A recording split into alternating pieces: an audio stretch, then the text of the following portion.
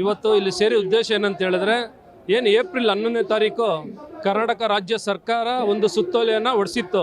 ಏನಂದರೆ, ಇಡೀ ಕರ್ನಾಟಕದಲ್ಲಿ ಕೆಲಸ ಮಾಡೋಂಥ ಪ್ರತಿಯೊಬ್ಬ ಕಾರ್ಮಿಕರಿಗೂ ಮಿನಿಮಮ್ ವೇಜಸ್ ಅನ್ಸ್ಕಿಲ್ಡು 899 ರೂಪಾಯಿ ಕೊಡ್ತೀವಿ ಅಂತೇಳಿ.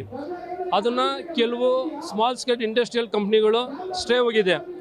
ಅದನ್ನು ಅವ್ರನ್ನ ಕರೆದಿ ರಾಜ್ಯ ಸರ್ಕಾರ ವಿಡ್ರಾ ಮಾಡಿ ಏನು ಅನೌನ್ಸ್ ಮಾಡಿದೆ ಮಿನಿಮಮ್ ವೇಜಸ್ಸು ಅದನ್ನು ಕೂಡಲೇ ಜಾರಿ ಮಾಡಬೇಕು. ಜಾರಿ ಮಾಡಲಿಲ್ಲ ಅಂದರೆ ಮುಂದಿನ ದಿನಗಳಲ್ಲಿ ದೊಡ್ಡ ಹೋರಾಟ ಮಾಡ್ತೀವಿ ಅಂತ ಹೇಳ್ತಾ, ಇವತ್ತೇನು ಇಲ್ಲಿ ಜುಲೈ 9ನೇ ತಾರೀಕು ಇಲ್ಲಿ ನಾವು ಸ್ಟ್ರೈಕ್ ಮಾಡ್ತಾರೋ ಉದ್ದೇಶನ ಅದೇ. ಇಮಿಡಿಯೇಟ್ಲಿ ರಾಜ್ಯ ಸರ್ಕಾರ ಅವರು ಹೊಡೆಸಿರುವಂಥ ಸುತ್ತೋಲೆಯನ್ನು ಇಮಿಡಿಯೇಟ್ಲಿ ಹಾಕಿರೋಂಥ ಅವರೇನು 4 ಜನ ಹಾಕಿದ್ದಾರೆ ಅವ್ರನ್ನ ಕರೆದಿ ವಿಡ್ರಾ ಮಾಡಿ ಜಾರಿ ಮಾಡಬೇಕು. ಮಾಡಲಿಲ್ಲ ಅಂದರೆ ಮುಂದಿನ ದಿನಗಳಲ್ಲಿ ಉಗ್ರ ಹೋರಾಟ ಮಾಡ್ತೀವಿ ಅಂತೇಳಿ ಎಚ್ಚರಿಕೆಗಾಗಿ ಇವತ್ತು JCTU ಮೀಟಿಂಗ್ ನಡೀತಾ ಇದೆ. ಹಂಗಾಗಿ ಮುಂದಿನ ದಿನಗಳಲ್ಲಿ ಸರ್ಕಾರಕ್ಕೆ ಎಚ್ಚರಿಕೆಯನ್ನು ಕೊಡ್ತಾ ಇದ್ದೀವಿ. ಮತ್ತು ಸಂತೋಷ್ ಲಾಡ್ ಅವ್ರಿಗೂ ಕೂಡ ನಾವು ರಿಕ್ವೆಸ್ಟ್ ಮಾಡಿ ಕೇಳ್ಕೊತೀವಿ, ಏನು ನೀವು ಜಾರಿ ಮಾಡಿದ್ದೀರಾ ಅದನ್ನು ಖಂಡಿತ ನೀವು ಜಾರಿ ಮಾಡಿದ್ರೆ ಸುಮಾರು ಕೋಟ್ಯಾಂತರ ಗುತ್ತಿಗೆ ಕಾರ್ಮಿಕರು ಬದುಕ್ತಾರೆ. ಇವತ್ತು ಬೆಂಗಳೂರು A1 ಸಿಟಿಯಲ್ಲಿ ಜೀವನ ಮಾಡೋದು ತುಂಬ ಕಷ್ಟ ಇದೆ. ಬಾಡಿಗೆ ಕಟ್ಟೋದಿರಲಿ, ಸ್ಕೂಲ್ ಫೀಸ್ ಕೊಡೋದಿರಲಿ ತುಂಬ ಕಷ್ಟ ಆಗುತ್ತೆ.